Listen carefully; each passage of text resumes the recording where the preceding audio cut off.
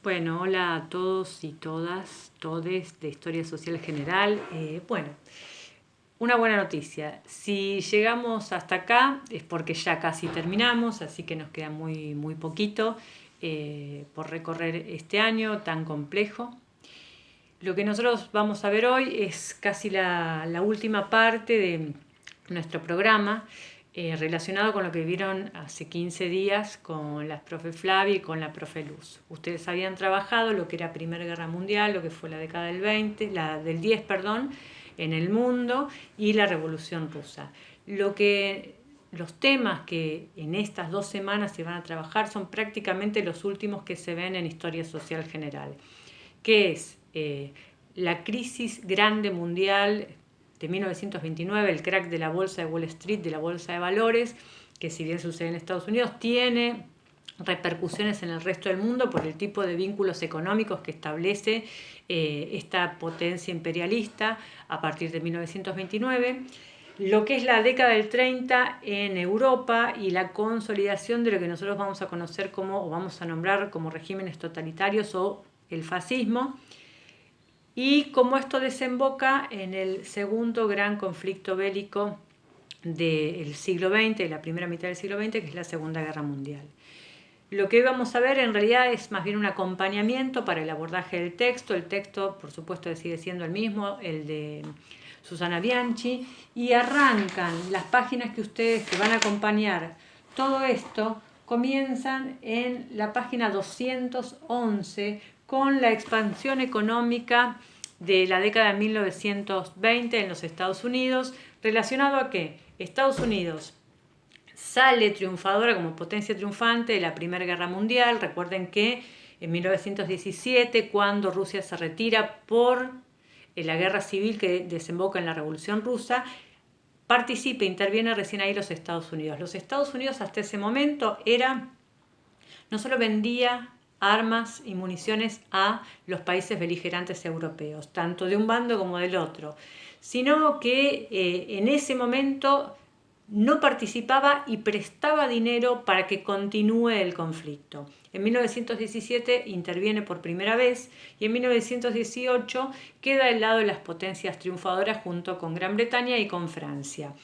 Un año más tarde, al firmarse el Tratado de Versalles, lo que establece el tratado, entre otras cosas, pérdida de territorio para Alemania, el desarme alemán y el pago a la indemnización de guerra. Estados Unidos recibe un flujo de capitales impresionante porque va a ser el único país acreedor en ese momento. ¿Por qué? Porque ha prestado tanto a un bando como al otro.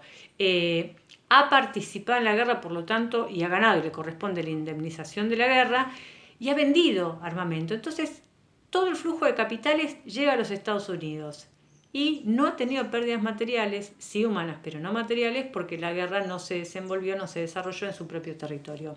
La década del 20 en los Estados Unidos va a estar signada por justamente una llegada de capitales y una burguesía industrial y comercial que no termina de comprender hacia dónde canalizar ese flujo de capitales. Entonces, se vuelca esencialmente a la especulación financiera, a la venta de acciones, a participar en las empresas, y esto genera una gran sobreproducción. ¿Por qué? Porque en la década del 20 comienza de alguna manera lo que nosotros podemos llamar en los Estados Unidos consumo de masas, principalmente productos relacionados con la industria automotriz y con los electrodomésticos. Empieza un circuito en el cual las fábricas, las empresas empiezan a producir este tipo de bienes.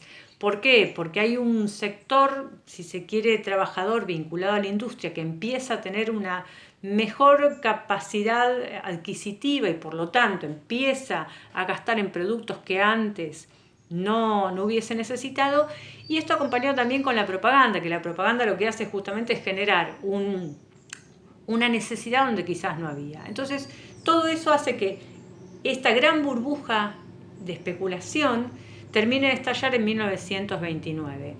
¿Por qué estalla en 1929? Porque se ha producido tanto esperando una determinada cantidad de consumo y eso finalmente no sucede. Una vez que se satisfacen esas necesidades, se frena el consumo. Por lo tanto, hay industrias que cierran, acciones que se pierden y accionistas que pierden aquel capital que han invertido y que encima no reciben la ganancia esperada. Eso es lo que sucede en el crack del 29, en ese jueves negro de octubre de 1929 en la Bolsa de Valores de Wall Street. Por supuesto que esto tiene repercusiones en todo el mundo, porque Estados Unidos ya podemos hablar de una política imperialista, expansionista, vinculada con el mercado internacional. Entonces hay un montón de países que le proveen, que le venden materia prima a los Estados Unidos, que al Estados Unidos replegar su economía, por supuesto, pierden el vínculo con estos otros países, como por ejemplo puede ser la Argentina. Volvemos entonces un poquito a Europa.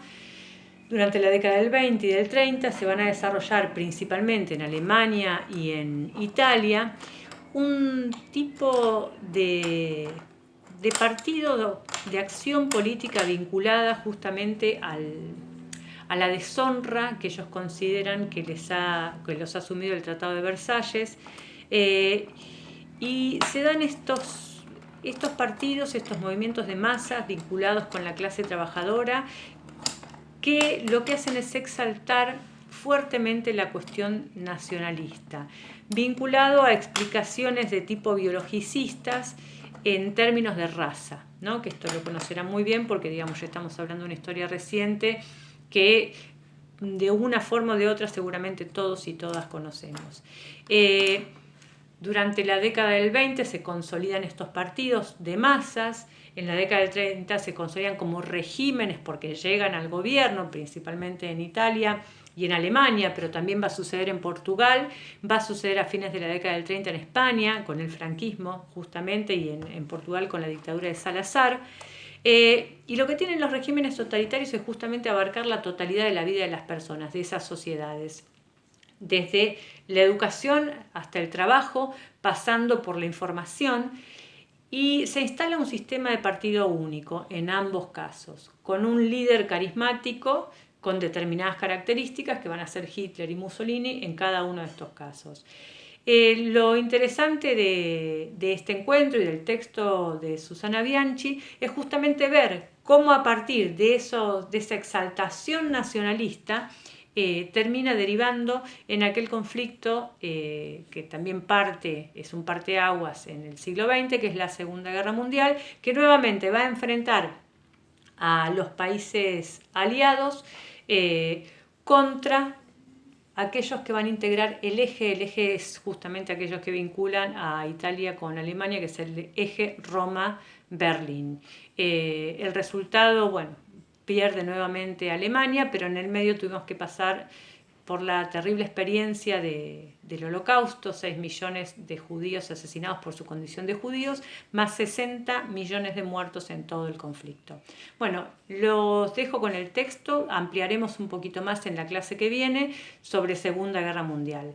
Y adjunto también algunos videos explicativos y audiovisuales para que puedan complementar el material. Les dejo un saludo y nos vemos la semana que viene.